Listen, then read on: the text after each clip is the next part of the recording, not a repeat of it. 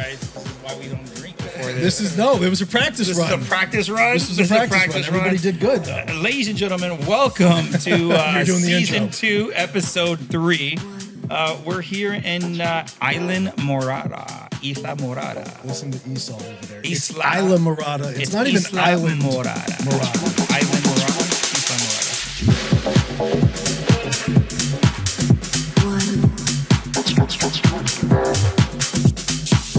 Here's boys. I don't know. I'm in the keys. Let's do that again. We're in the keys. Who cares? We're in the keys. And we're actually recording this time. So let me start over.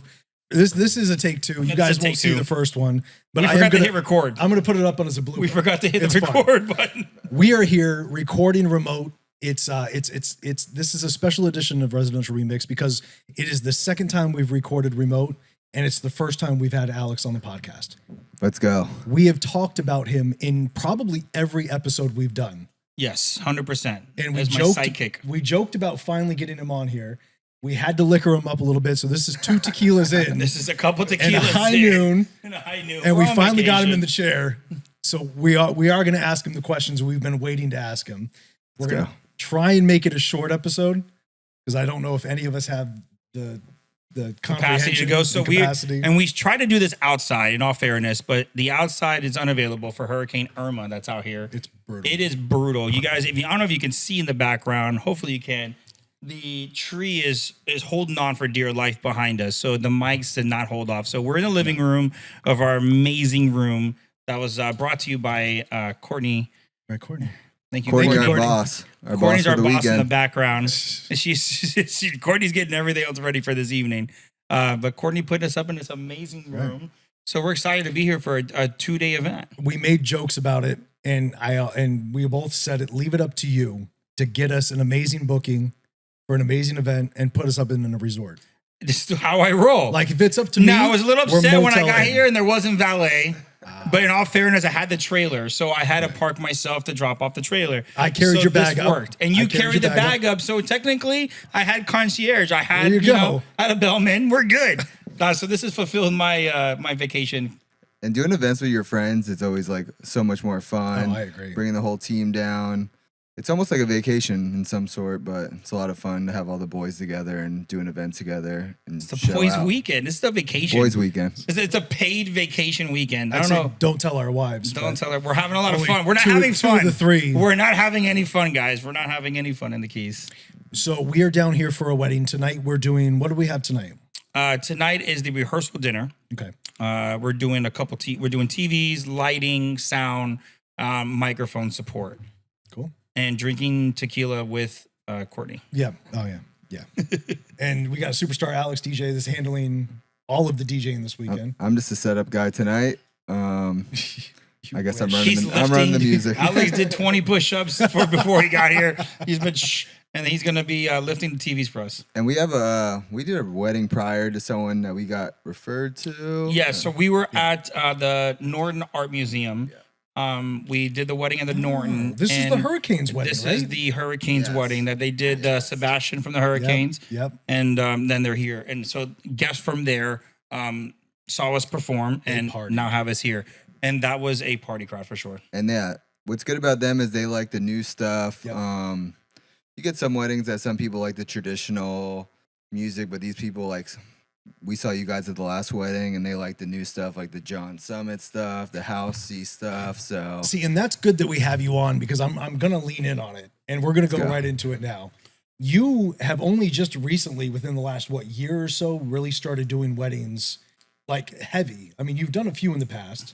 Yeah, and I'm I'm 32 now. A lot of my friends now are getting married, and you guys have always done the big event stuff, and I've always got thrown into them, and I've learned a lot from you guys, logistics wise too. Because usually I show up to places and I'm just like, "Hey, I'm setting my laptop down and I'm just going." I'm here for the party. It's done for him. It's done for him. But now I'm doing like a lot of my own stuff and learning a lot about working with wedding planners, and you have to coordinate with them, and they want things a certain way and stuff like that. I've learned a lot, and they're very particular on that. Yep. And just on like sound, light, like I do my own uplighting for a lot of my stuff. So I've definitely big learned boy a now, lot. boy. Do you feel like He's a big boy. does I it get mean- you warm and fuzzy inside? It does because as of like at least 2 years ago, Alex yeah. was still coming to my house on Saturdays and being like, "Hey, bro, I need to borrow some speakers. Hey, bro, I need some uplighting." So now he has his whole setup. Like he has his entire mobile rig, and then when it comes to heavy production, he calls us, which I love. But for the most part, Alex is again the cookie cutter that I've always said. Oh, yeah. Is we have a brand, we have a look, and you have to stay with the look, Yep. which is the line array speakers, the same DJ booths, the same sound, same everything, Yep. lighting, everything. It's just a brand for us at this point, and it keeps it consistent. And agree. that consistency keeps us busy. Because everyone knows the end product. The end product is great. Right. We're not setting up equipment on a picnic table. We're not asking a vendor, "Hey, can I borrow a table and a what's it? Yeah, and a lot of like, I have friends that are like getting into, they do like wedding stuff, and no disrespect, but it's like I see some of their setups, and I'm just like, it looks terrible. janky." And You could say janky. you could get it, It's you janky. could get through the process, but if we, if like we do something like, it's gonna look really good, the music's gonna be good, it's gonna be professional, it's gonna sound great to the T, the ceremony stuff, like the best of the best. So. And it's also we're getting to the point now where it's not only about the wedding that we're doing today, it's about the 120 other guests that are at the wedding we're doing today that are either potentially going to have their wedding in the future or know somebody that's going to get married in the next year. And we want our name in their mouth. I mean, this case in point, right? We were just at the Norton with friends and family of the bride and groom Absolutely. today, and again, further proves that the perform at your best at all times. Bring your best. Yep. Always bring your best gear, your best dressed, and just show up and do a great job. And if you stay consistent, you're going to get the calls. Absolutely. You're going to get the calls. Yeah. But I looked on the way here, and I didn't look a lot of the music tonight because Alex was in charge of music. Now, when we're looking at music, again, we had the Do Not playlist, which I talked about last podcast, where I said, everyone's going no Bruno Mars, Everybody's no doing P. it. Diddy. Tonight is no group dances, no cha-cha slides, no corn. Literally, it said, do not play the corny music. Now, we talked about this too, though, and we talked about the do not playlists and the dances being like the cha-cha slide, the Cupid shuffle, and you brought up the conga. Is the conga one of those cliche group dances? I think conga's still kind of good to get. I mean, Just be honest. Just be honest. to me, it's still kind of corny, but it's not like a cha-cha slide, which those things get the dance floor going sometimes. They and work. people I hate eat them, it but they up, work. God, I hate eat the it fact that up. you said this The out same loud. way R1 hates Suavemente, R1, we It will not works. play Suavemente in front of you. And but it it's- works. Sometimes you got to play the stuff that you hate. Like I The do it every cheese. weekend. You play some cheesy stuff, like you're still playing some Black 3 Eyed weddings Peas ago, stuff. it was on my request list. Cha-cha slide, Casper slide. Yep. I love group Yep. dances. And then the next 3 weddings were no. And this one tomorrow is no. So my last wedding that said no cha-cha slide, no Casper slide, I play La Conga. And I got on the mic and I was like, she said no line dance, but she didn't say La Conga. You know what I mean? You were specific because but everybody did it. The I don't entire feel like- 150 No, I know. people did La Conga. I know. And I don't feel like that's a group dance. I think when they talk about group dances, it's the line dances, the wobbles, right? Even that stupid get up. Everybody clap your hands. You have a lot of people that don't go out or don't go to many weddings, and that's like their thing. They for love sure. to hear that. Like we do it every weekend, so we hear it all the time, and it's like, oh, we're so sick of this. But sometimes like people are like, this is the best thing ever. Now when that you see it. now that you've started doing more weddings, have you found like those couple songs that constantly work at every wedding? The Pip, Do I you mean, remember? I knew he was going to sing it. Honestly. I knew it was coming. You know, that's my jam. Like my go-to, and it works for everything, and this guy puts out hits. Give Me Everything by Pitbull is just like everyone knows agree. it. Like it's not It just- corny. You Champs. can't say Pitbull around Derek without him getting this is a a little Pitbull excited, master. a little pep in his step. Mr. But, 305. One, two. Sometimes wedding, like we're pretty up to date on music, and you have people that are still on the whole listen to the radio. They go through the top 100, Yep. and I catch myself going to like the Spotify top 100. I'm like, damn, this is still on the top 100. Like people are still listening to radio stuff, and For sure. sometimes you got to dumb it down in the sense that they're not up to date. They don't go to music festivals and all that stuff, and they love it. And we're all about pleasing the people that. That's it. I mean, that's a great comment because you have to understand that. And not everybody goes to Space. Not everybody goes Right. to Dare. Not everybody goes to music festivals. So you literally gotta almost dumb it down to the basic top 40. Oh, yeah. The Spotify 100. You know, for us as a DJ would be Beatport. And I mean, like, actually, it'd be Nightclub more Beatport, but just like the top 100 list of our DJ websites are still relevant because Don, I mean, I don't play Don's at a nightclub per se, but if you play Don's at a wedding, that thing still hits. People still dance like that is the first time they've ever heard that track. Donza and what are the other ones? All of them, The like Cali, he said. like Brazil Yeah. Street, Brazil Street, even yeah. like towards the end of it, like the Back That Ass Up kind of stuff, like the 2000s hip hop, like they haven't heard that in forever, and they hear it, and Salt Shaker. it hits a Oh, yeah. certain. Oh, I used to listen to this back in the day, and people love it. People get back. love it, And I think that's why I get so much like enjoyment from doing a wedding because you hit the nail on the head. It's songs that we play that they're not going to hear if they go downtown West Palm and hit the nightclubs. It's songs that bring up that one time that they were at Off the Hookah in 2007 and they heard this song Ibiza. or Ibiza. Ibiza. And I used to love Everyone it. I talks about love me Ibiza. If you're from Ibiza. West Palm and you're in the age of 32 to older, He's like 32. no one was going there before me. Alex was I was what, solid 17, 17 there? 18 in there. Yeah, Sneaking fair. in. So if you're in your 30s and up, you And I can was- definitely ready to be. I was opening up for DJ Razor. I was at the tail end of it, and Reflex started doing Off the Hookah. So I got that put. party started with Pitbull. He was 10 grand. Yeah, we had Snooki from Jersey Shore. It was the week she got hit in the face, and before the show like really blew up, we had Snooki for $500. I think it was, We yeah, paid it her was like $500. pennies. Rock of And then- Love. We had all the Rock of Love cast. Wiz Khalifa. Wiz Khalifa. I got Wiz Khalifa $1,500, and And I picked him up at the airport on my then you- excursion. That it was the episode that Snooki got hit in the face, and then that show blew up, and Yep. then Pauly D's still doing his thing. They're all We booked Pauly D. He's definitely And Pauly making D more than still 500. Pauly D is not $500 anymore. He's I think 15,000 is the last time I Minimum, saw yeah. or more. And at Dare. he's the one that really took that show, and he's the one that took advantage of everything, and he's still doing his thing. I think I opened for him at Dare, and I mean, you see the crowd, it's like people fucking love the guy still. So Dude, the crowds that were waiting for him to come out around that corner. insane, They were like, insane. no, it was me, you, Crespo. Yes, It was me, yeah. it was me, you, Crespo, and then Pauly D behind us. And not a bad DJ. He was actually really good. He Cool played the guy hits. too. Now I played with Alex and I played with him in West Palm when Right. he first started DJing. I remember that, with the and crystal laptop we and had the some crystal conversations headphones. about it. I and remember AJ was like, "Get this motherfucker!" I know. off." I remember. Beep, you had beep the- this. Get this guy off this deck right now. And AJ and Alex and I were like, "Don't do it, bro. You do it." We were AJ like, "Excuse used to me, you make gotta us move." to get it. Because a lot of those people too, they come into West Palm, and West Palm is not an easy market Heck to no, it's DJ in at all. Another thing we just talked about. Yep. And Yep. a lot of people, like, you play in a certain area and you get used to that sound, and then you go out of town and DJ, and it's like, even I've done it, like Nashville. I don't know country music, and a lot of the Nashville DJs are playing like country mashups, but they come to West Palm, you don't know what's popular there, and they flop.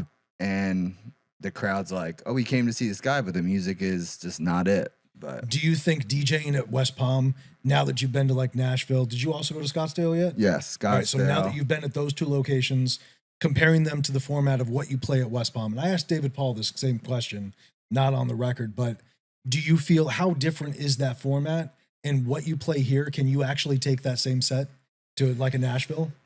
Honestly, if you could DJ in West Palm, and I feel like Florida just has the best DJs. Like, they breed the best DJs because we have so much culture here. We have the Spanish, the house, Yep. the hip hop, that you could kind of almost go anywhere. Because Nashville was very. I play at Barstool, so they really like the housey stuff, the very top 40 stuff, but they do love the Morgan Wallen mashups and everything. But the thing about like DJing on Clematis Street, there's 6 other clubs that if the people aren't like loving the music there, they're on to the next spot. And They leave. Oh, yeah. You literally, empty a nightclub. I you're like, literally talked about this. if you aren't on point, if you fuck up for 30 minutes, they're going to the next gone. spot. So you're like on point. Like Clematis has some great DJs, and it's like it's a blessing and a curse, but it just makes you a better DJ At altogether. the same time, though, in its prime, we brought in big name DJs from Vegas and things like that. And I remember watching them, and they kind of flopped too. So it's Man, almost it's a hard We had a big back in the day when when we were at Off the Hookah, house music was just getting like Afrojack was just like getting really big, and I remember we were at Off the Hookah, and 250 feet away is another club they booked, Cedric Gervais, and he had Summertime Sadness, Yep. the biggest song ever at that time, and they promoted the hell out of it, 50 people showed and up. no one showed up because like some markets just don't work, and people are always like, oh, we should book this person, pay a bunch of money for the DJs, and it's just not gonna work. It's a hard market for sure. sure is. West Palm, West Palm's it's almost your local DJs almost succeed better than some of the guest DJs, especially for. I agree. Again, we know the sound, but it's also fun to bring the DJs. I think, like I said, we're working on a lot of different bookings for Roxy's, for example, where that pool vibe I think will work with some of the out of town DJs because of the music format that we Yeah. are particularly Oh, yeah. marketing. So every nightclub at Palm Beach County is open format. So you have to be able to play, the hip hop, the house, the reggaeton. Reggaeton, yep. You have to play everything. That you can't just be just house music. 4 does house. Mm-hmm. Even when I played at 4, I play hip hop at 4. Yep. Spazio, I think, is the only really dedicated house Only track. house, But yeah. again, it's your living room size. Right. So it's amazing because it feels like it's a million people in there, and it's always a vibe Always. because of that. Because everyone is just hanging out, chilling, talking, just having a great time. But then you have big places like Banco's, 3 stories. So you have so many big venues, social, another massive room.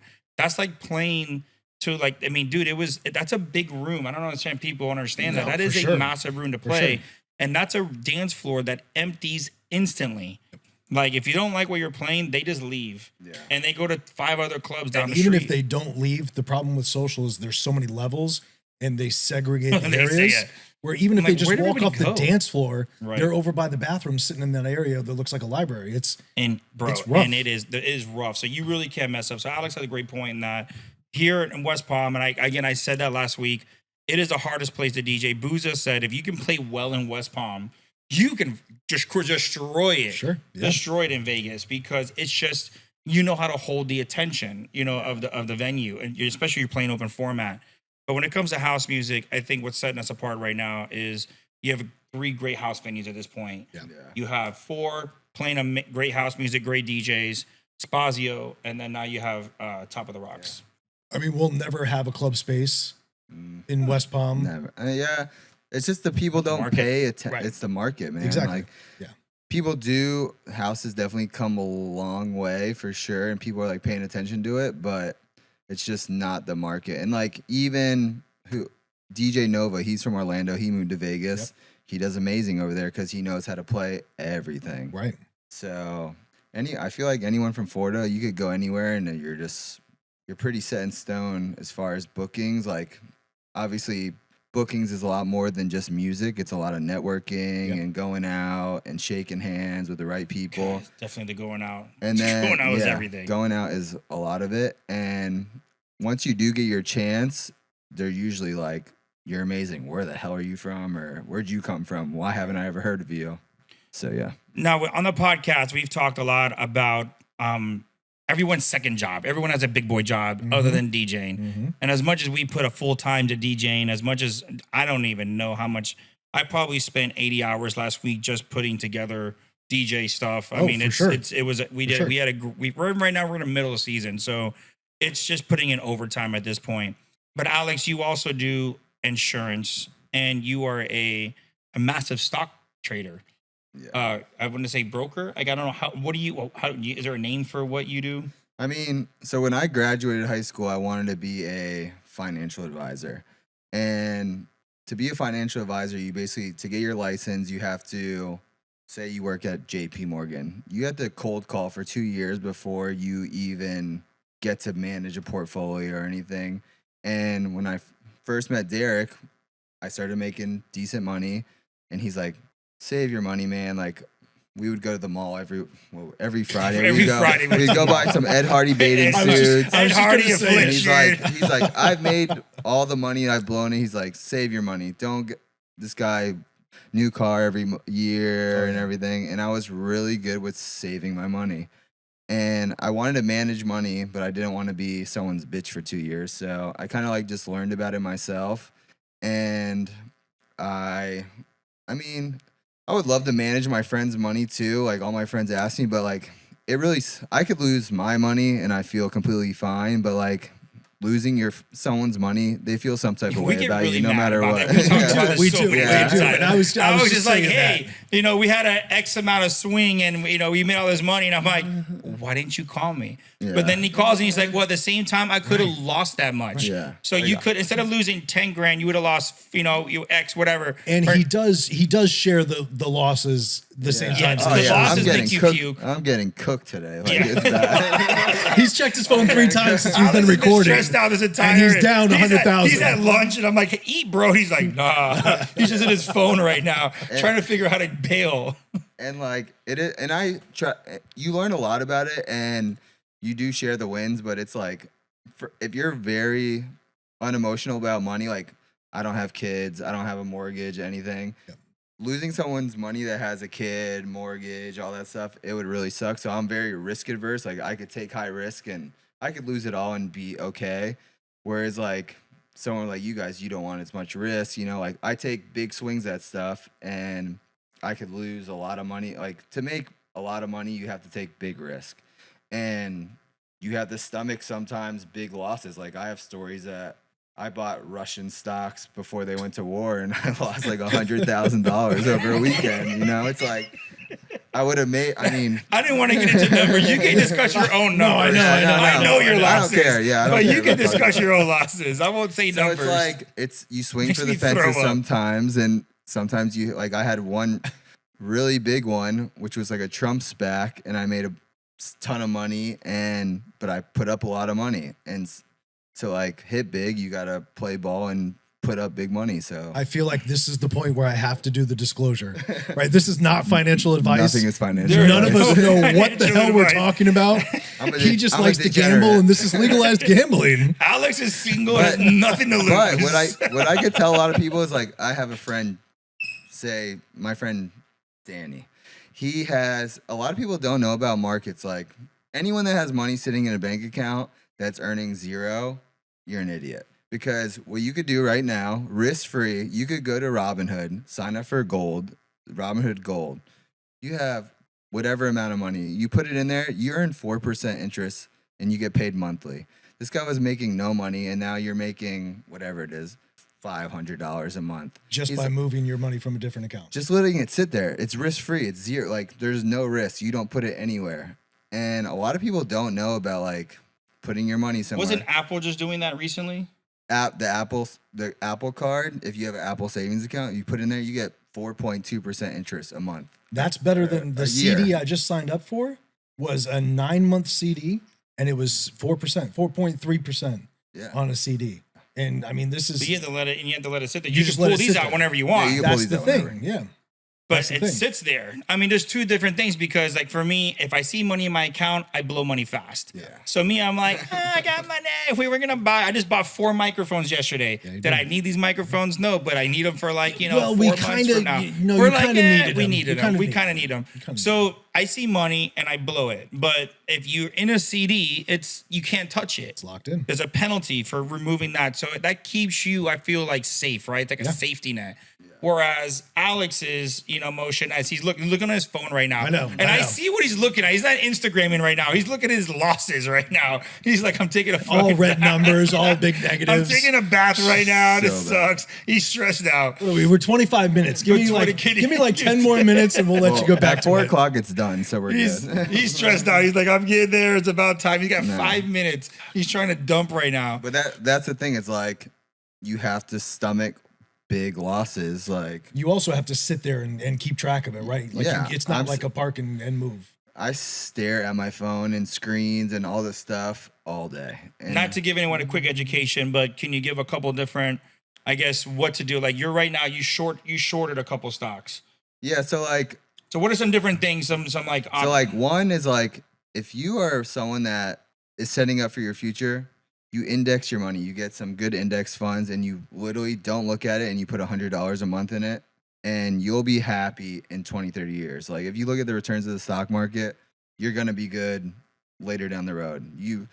People get very emotional and they'll buy at the top, sell at the bottom. If you could close your eyes and put $100 a month into any index fund, later down the road, you'll be completely fine. The problem is when people start to manage their own money, like 401ks, for example, you can't touch them. So it's like you can't sell at the tops and bottoms. You're just stomach it. And people end up retiring because you didn't touch it the entire time. So 401ks are great if you have a job or anything like that. But when people try to get all cute and fancy, like, oh, I'm going to go buy this, my friend told me about this, you get crushed. And a lot of very good indicators, and I'm not trying to be like, if it makes it on TikTok. I'm not trying to be mean, but like the Trump coin, for example, is like, if your friends that don't know anything about investing say, hey, I think I'm going to buy Dogecoin, it's probably the best indicator to sell it, which is like really mean.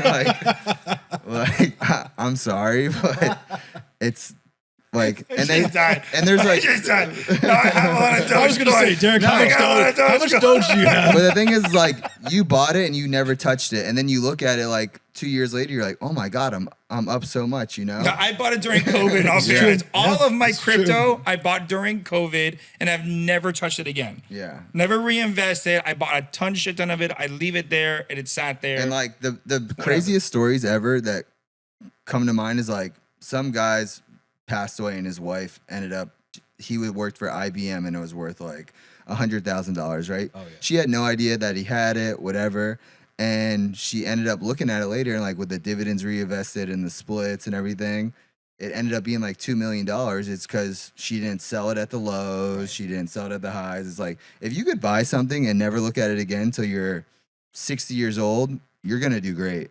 But people are very Doge to the moon when I'm 60. People are emotional. People are very emotional about money. Like you start thinking of, I mean, it's like anything. You go gamble and you're like, oh my god, I could have paid my mortgage. I could have done this. I've seen people play the slots. You won 17 grand. You walk away. Literally, like spend their mortgage away. Oh yeah. Like I've seen it. I've seen it at Hard Rock from playing there so much. And then you also do insurance. Yeah, I do insurance. I do P&C, so like property and casualties, like auto, homeowners. I do commercial stuff, and I actually got into it because Derek does mortgages, and I was gonna write all the mortgages for his office. And it's a business that I didn't have to go into work and do like sit at a desk all day. I still take it very seriously, and it's a residual thing, and I still love DJing, but I knew that eventually my time's going to come as a DJ and I want something to fall back on. And it's a residual income and it sucks. Like when you first get into it, you're getting paid. You write two like policies, pennies, $50. Yeah. And like, you're what like, am I sign up for? It's very bad. The classes are hard because the test bad. is not easy. It's very bad for someone that if you need income right away, it's terrible. But once you build that up into something, I get paid on stuff that I wrote 6 years ago. I'm like, oh, awesome, you know? And insurance is the biggest scam in the world, but everyone needs it. You know, it's like... He's like, guys, it's a scam, but you need it. I'm glad he said it because I was thinking it. And I was going to say I saw it online the other day. They're like, if you just stop paying so much heavy commissions, everyone could afford insurance because half the time the commission on these things are like 50% of the policy you just damn sold. I guess it just makes me angry. And it's one of those things, it's like... The second that you don't have it, something happens. Of course. Yeah. Our friend, the craziest story ever is our friend Beat Knox. He had insurance with me, health insurance for 2 years, and he had an accident that he spilled boiling water on his arm, and he had just canceled his insurance like 2 months prior to that. Yep. And it's one of those things like, God, I've had this my whole life and nothing happened, and then you don't get it. Can I get a credit? Can I get an extension? Yeah, it's like, do I get my money back? I'm like, I feel terrible because people come to me all the time. Oh, I took my insurance off. My thing lapsed. I didn't pay attention. I got in a car accident. And I'm like, sorry, partner. Like, it Sorry, ain't me. sorry about your luck. And that's what we were talking. I just called you the other day about life insurance Yeah. and figuring out a policy for myself and for Megan. And we were trying to do the math and figure out how it made sense. So if we pull $1 million policy, where does that $1 million come from if I die within the 20 years? Because I'm not paying you enough Yeah. in 20 years to cover $1 million. So what these life insurance companies like generally do is they take all the money that they have in the books, and it's just like any other insurance company, and they go invest the money. It's not like they have a huge whatever. They buy stocks. They buy bonds. So they don't have stocks. like a savings account where they take And I'm sure the they do, premiums of yeah. everybody that's paying and put it in one big pot. and they're making money off the money that they give you. Banks do. Yeah. It's just like the banking system. And just like, so we were talking about your youngest is She's 2. Yep. 2. So he wants to get a life insurance policy that obviously if something happened to him, they would be taken care of. And you do like a 20-year term. So obviously daughter Yeah. would Thanks, be friend. 22. She would probably be okay after 20 for In 20 his years. defense, I have 4 kids. Yeah. Who knows which one he's Yeah, I talking remember. about? Honestly, I understand. It's okay. all my close friends have so many kids I can't keep up. I just know they have kids.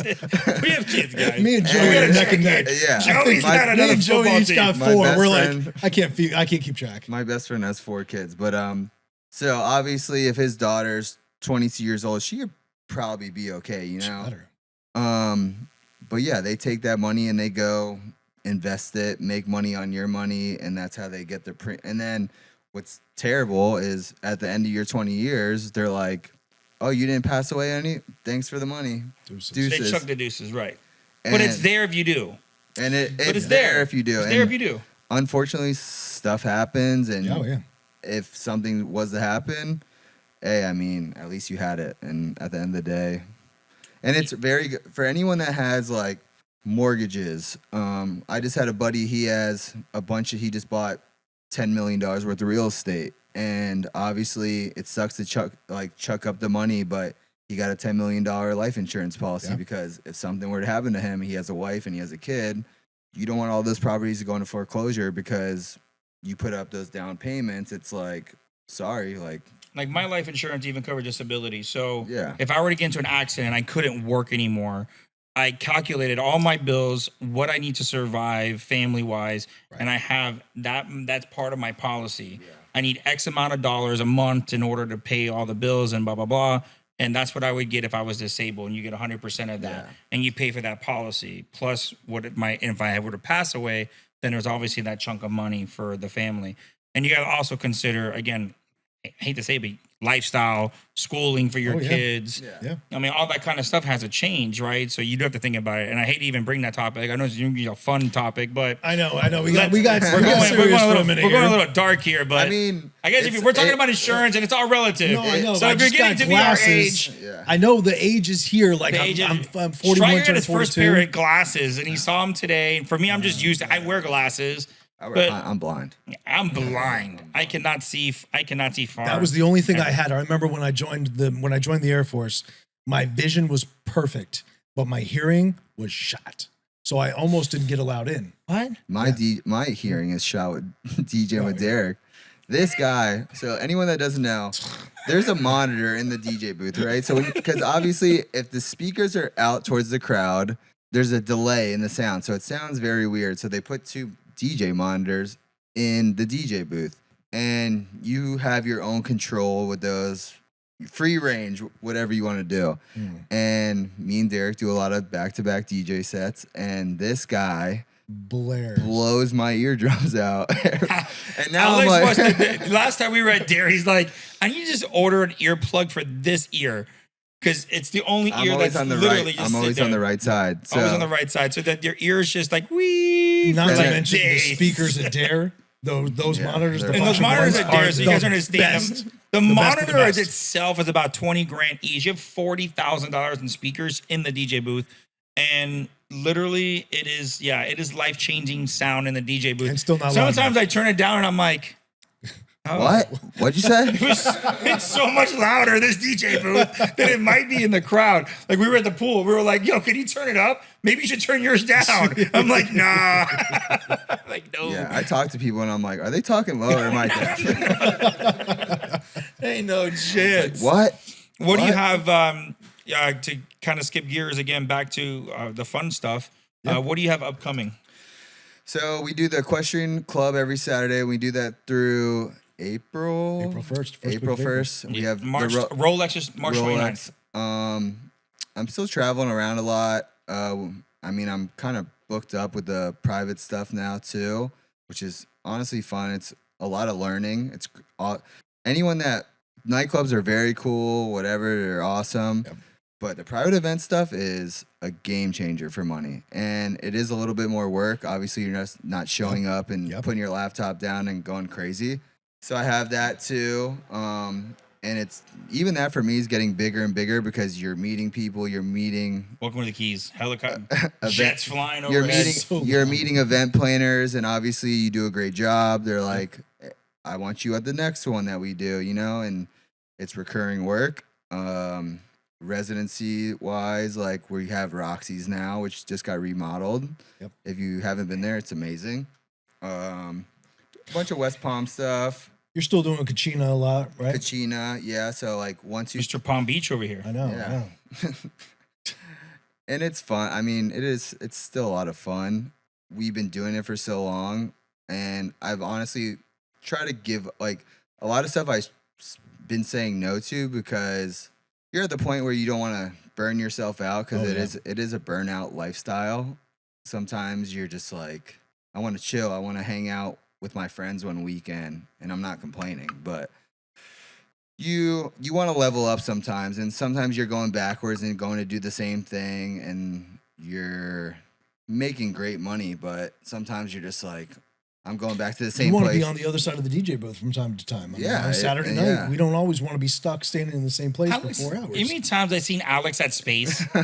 No. Alex is posing. He's like, all of a sudden, Clooney's in the background. He's just sitting there doing a selfie with Clooney in the background. It's fun. He listen, let's stop. Let's stop for a second because he gets off of these like gigs at like midnight, 1 o'clock. Like the Palm Beach gigs always end a little earlier. True. And I'm like, what are you doing? All of a sudden, he's like, at Space, Miami.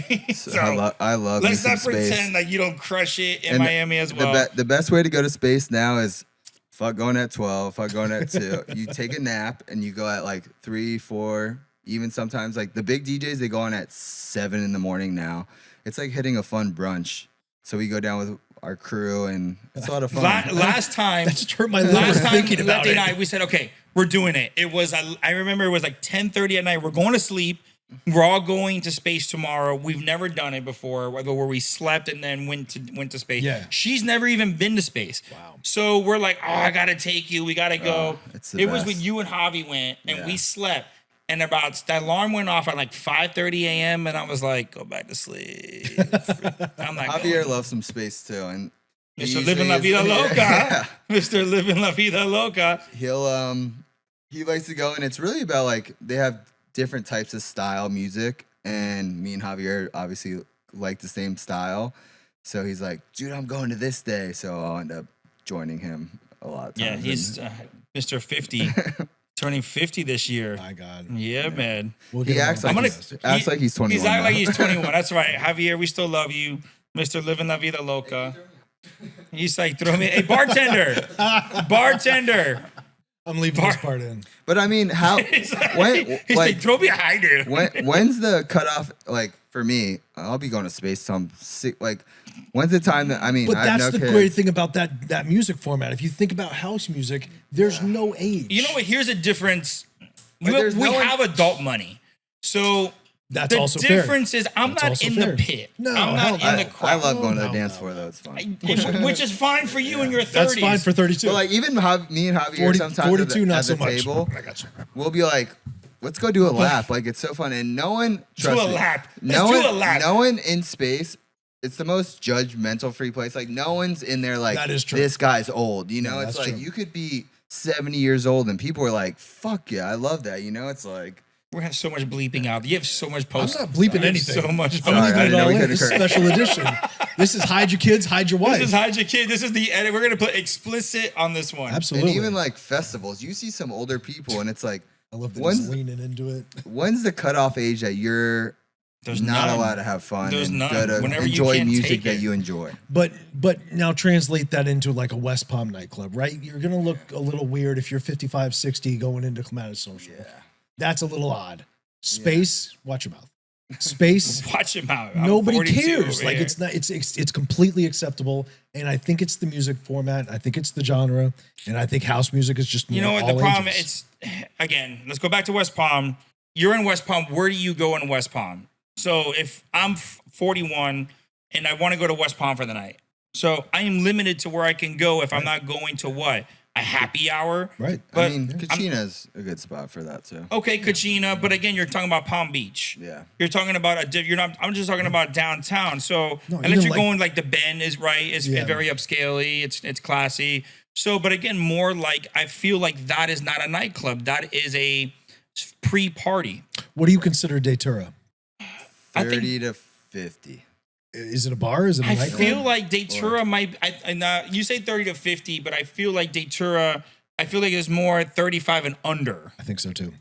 I don't feel like. I feel like when I walk in Datura, I am still the old guy. I agree. I just felt like that 3 weeks ago when David was Even here. at 4, when I've DJed at 4, I still feel like the oldest guy in the room sometimes. Four's a little bit better. Four's a Four's little a little older. better. Roxy's again has that school. Roxy a little around more ed. Clematis Social, forget about it. That is 25 and under. 20. I'm 32 and I DJ'd at Night Library in Orlando, and obviously it's a college bar. Oh, yeah, well, it's that's- still a lot of fun to DJ at, but even me, I'm walking in there, I'm like, shit, I'm old. God, I'm all right. So there's a couple venues that you still say that. And you're like, dang, I'm the old guy in the But venue. The funnest thing about younger crowds, like I still DJ Spring Break at Rock Bar, the most energy in the world, and it's the funnest people to DJ for in the world. Like every single song, people are freaking out, dancing. People are in the pool splashing water, I love that. and it's the funnest crowd to DJ for sure. And I mean, I don't know how long I'll be going out, but I guess I don't really care. Like I don't know. people are Alex like, I'm judging me. single for life. Slow it down. Alex is anytime single soon. for But, life right now, so I get it. All right, so random turning point. Where is a place that you've DJ'd at and you've met a celebrity and they were just like one of the coolest people in the world?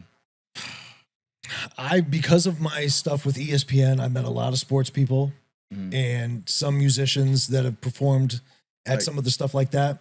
I've met some football players that are complete and total assholes. Yeah. I won't name drop Dan Marino. Oh, do not say That's- that. Javier, I'm sorry. That's no. Don't fire me, Javier. no. He was not a kinda cool mean. guy, but I actually might just bleep that out. We're going to go ahead and I'm going to censor that. Probably the coolest musician that I've met, though, is I met Gavin DeGraw, who's not super popular right now, but was huge in like the early 2000s, kind of a pop artist. Awesome guy. Super awesome guy. I was doing sound check and he was like, hey, you want to come up on stage and hang out? I'm like, I'm just the DJ. He's like, doesn't matter. Come on, Yeah. hang out. And we ended up bullshitting and hanging out and talking. Like actors or anybody in Hollywood, I can't think of anybody. I've never seen any actors, but I have a good story, but you can go. No, go ahead.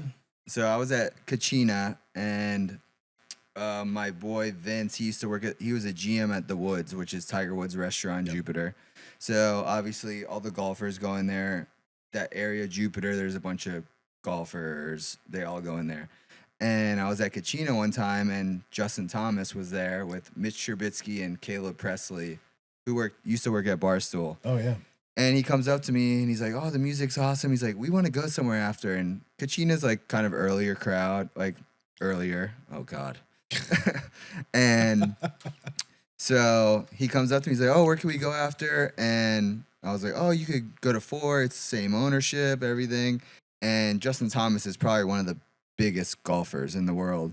And he's like, I'm like, "I'll set you up a table. My friend Reed's there. He's a manager. I'll make sure they were there for like a wedding after party or something." So I end up going there after, make sure they're all taken care of. And this guy's like, "Hey, come here. Thank you so much. You're the best, whatever." Yep. Shots, drinks, gives me his number. And Caleb Presley, who does Sunday night or Sunday day conversation, whatever, biggest, like one of the biggest. Sunday, he not does like Sunday Drake. He does all the celebrities, and me and him, he's like, "Hey, have you ever done a what was it called? I forget the name of it."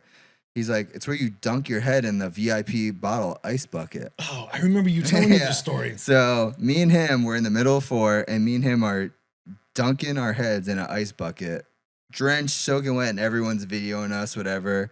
And Justin Thomas is loving it. He's videoing us, whatever.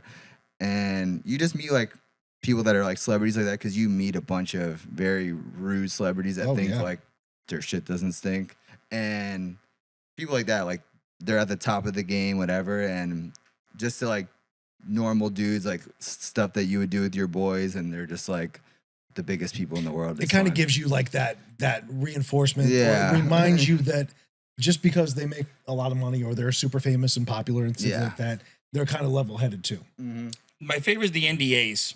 You know how many NDAs we've had? Yes. Oh, yeah. The NDAs get out of control. It's like, it's not that serious, guys. Like, you know, like we did a lot of events with Wise, and we did all the Serena Williams events for them for years. And those were amazing events. And when she used to go downtown a lot and hang out downtown, we would see her at pawn shop all the time. I party with her at pawn shop a lot, and we would just hang out. Everyone was cool. Everyone knew each other and cordial. I mean, that was probably one of the, tell you the truth, probably the easy celebrities I've ever dealt with. Agreed. Because she would go downtown, we'd hang out, I'd walk up, and she's like, "Oh, I remember you when you did my events. Cool." Yeah. And we drink and just chit chat for a minute and walk away. Then you had the celebrities who are like, "I don't have to take a picture with you."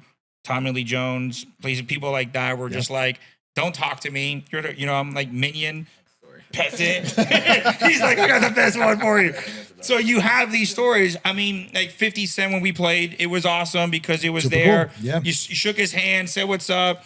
We were, Alex and I were DJing, and he looked back and was like, he would like give us props. And, then I've also heard nightmare stories about the same person that I thought was cool, that he called the people out on microphones. Yep. So I was, crapping in my pants at the time because I'm like, "Oh my God, do not mess up this guy's track." So I think it just depends on your experience with the person. I've had some great stories, great pictures, and, I definitely can't complain. And I'll let you wrap this entire podcast up with your horror story. Yeah. I have a good story. He's like, good story. But at the end of the day, those people, like celebrities, they want to have fun too. And the people, they get annoyed, like, "Let me get a picture." And it's how you treat them. Treat them like a normal person. It's like, if you treat them like your friend, usually like, D. Ray Davis, he used to do the comedy show all the time at Blue Martini when I used to DJ there back in the day. Oh, God. He used to come hang out, sit in the DJ booth. I'm like, "Oh, you want a shout out or anything?" He's like, "I'm just here to hang out." It's like Serena Williams probably just wants to go out and have a good time. Absolutely. And you treat them like, if you're all like smothering them, like, "Picture this, that, whatever," like, it's annoying. I hung out with Wiz probably for weeks on end. Yeah. And I have one picture of Wiz, and it's him singing on the box at Say at Ibiza. Meanwhile, Wiz, I drove him around for a week in West Palm. Me and you did. Me, you, and AJ. Yeah. We drove him around, just hung out on the excursion. We just chilled. No big deal. Yep. Drove him to the airport, dropped him off, hung out at the hotel room. Again, but these are stories that we have and we remember of like great times with celebrities that were just normal because we just hung out, didn't ask for 100 pictures, didn't post. And at that time, we just chilled. That's it. And then like D-Ray, every time he would come to West Palm, I gave him my number and he would text me and he'd be like, "Where you at tonight? I'm getting a bottle in your DJ booth. Hey, you want a shout out?" "No, man, I'm just here to chill and hang out, And most of the time, that's what they want, right? They just want to be able to go somewhere and have the same experience as before they got famous. Now they just have the money to be able to enjoy it on a different level. And the same way that when we go to a club now, we don't want to be in the pit. We don't want to be on the dance floor. I want a table. I want a little section. I want to be able to put my arms out like this and not hit 5 more people. Yeah. You'll spend money in a club, but you won't spend money in a hotel. So I'm going to leave you at on that note. Hey, I have one more good story. There we go. We can bring you on anytime, right? Yeah, you can record with us anytime you want. We got to kind of go. He's like, "I got an event." He's like, "I love this. Let's keep going." I was at Polo one time. This is probably like last year. Is it Vince Neil? Don't ruin his story. I don't know his name. Let him tell the story. It's messed up. I don't know his name. So I was DJing at Polo, and someone comes up to me, this lady, very rude, and goes, "Hey, can you play Living on a Prayer?" And I'm like, "Sure, classic, like everyone loves living on a prayer. So I'm like, she's like, can I have the microphone? And we're like, you don't just give random people the microphone in a nightclub, especially there. And she's like, no, play Living on a Prayer and give me the microphone. And I'm like, well, if Bon Jovi's here, sure, he could definitely have the microphone and sing Living on a Prayer all he wants, for sure. She's like, no, give me the microphone. And I'm like, no, I'm not going to give you it. So she's like, this is going to be the worst mistake of your life. I don't play Living on a Prayer. I'm just like, whatever. So I'm at Kachina, like 2 weeks after, same ladies, randomly. She's like, hey, play Living on a Prayer. And I'm like, where's this lady coming from? She's following me. I'm like, where did you come from? So I'm like, could I ask you a question? Like, why do you want me to play Living on a Prayer so bad? And why do you want the microphone? She's like, oh, well, this blonde guy, curly hair, is there too. And he comes up to the DJ booth and he's like, hey, man, he's like, I would love for you to play Living on a Prayer. And I'm like, could I ask you a question? Like, why? Why? Like, who are you? And he's like, oh, no, I used to play piano for Bon Jovi. And I'm like, whatever. So I Google Bon Jovi's piano player. And sure enough, this guy's playing for a festival, backup vocals for Bon Jovi. And I'm like, you know what? Here's the Maybe mic. you suck. Maybe you're good. You're obviously not Bon Jovi, but here we go. I play it. He comes up in the DJ booth and he performs it like he is Bon Jovi. Holy shit. And I'm just like, okay. He's like, thank you so much. He took a picture with me. I forget his name, but this guy, and I also looked up his net worth and it was very, very large. So I was like, okay, this is Now he definitely. instantly regrets not doing it at Polo. Yeah, no, Now, what I if don't he know. was That like, lady was aggressive. that Yeah. lady was I a might freak. have given her the shove off also. But yeah, Kachina got it. Kachina got the free Yeah, performance. and he was really cool. He took pictures after, so it was fun. Yeah. Good story. All right. Well, guys, this was episode 3, Hey, season 2. thanks for having me, guys. Thanks for Thanks for being here. this Alex was is a gonna big have to step. DJ. What he doesn't understand, he's DJing the rest of this weekend. Oh yeah, no. We're gonna place the setting up stuff, lights. and I'm walking out. It's away. done. Oh, yeah, we got a shot. That's We got a right. shot. We got a Courtney, Cheers. cheers to you. Cheers to the weekend. Thank you for having me. Peace out. We'll see you next week. One.